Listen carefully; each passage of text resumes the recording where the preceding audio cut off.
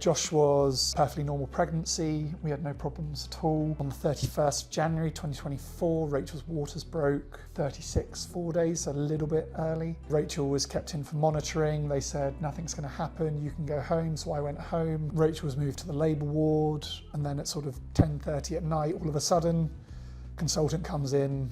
She's rushed for an emergency caesarean. On the Saturday morning, it was the first time Rachel had got out of bed after the caesarean. Neonatal consultant pulled us into a side room and he said, we monitoring Josh overnight and we've done an ultrasound and we think we found a pretty significant brain bleed. So I was sort of asking, what does that mean? What does that mean? And they said, well, we need to go down for a more formal one because it was only a cranial ultrasound. So we had to then go down for an MRI. Said, this is a really significant brain bleed. On Monday afternoon, he was moved to St George's in London. He was in St George's for a month.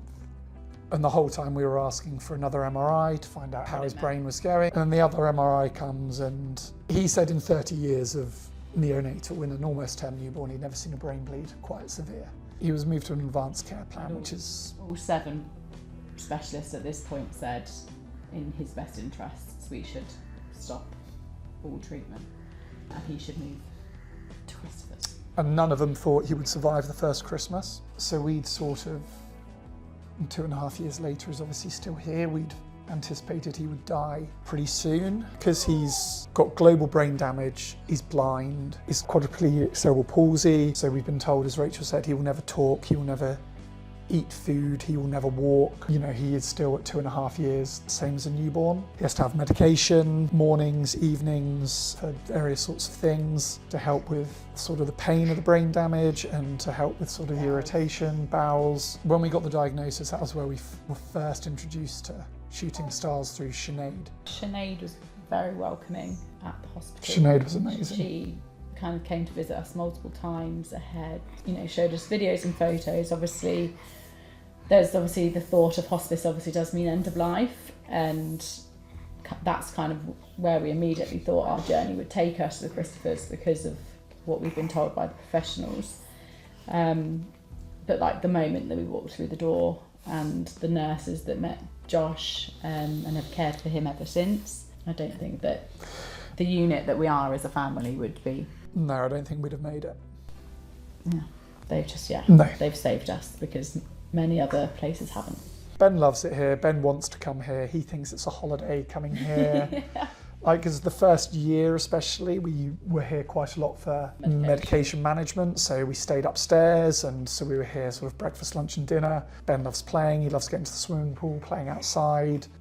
Josh loves going to swim into the sensory room, to the soft play. He loves doing arts with Ellie, one of the nurses.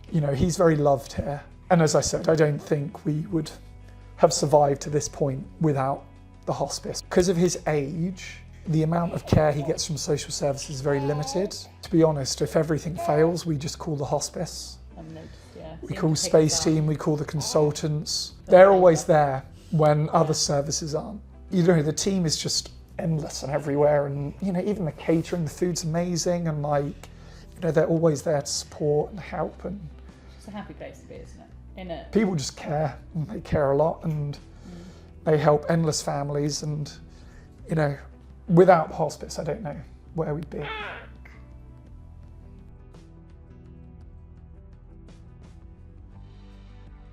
What do you love about Joshua? Playing with him. And how do you play with him? What do you do to help him? Hold his hand. Hold his hands? And what about if he's upset? What do you do to help Joshua? His tummy in. Anything else? And playing with him. Yeah. Do you love your brother? Yeah. Yeah. And I cuddle with him. You like cuddling him? What do we like to do with him? Give him with walk. That's right, we like to take him for walks, don't we? What else do we do with him? We take him to the park. Very good boy. What else? We take him to the swimming pool. Good He boy, loves the we swimming do pool, love doesn't he? swimming.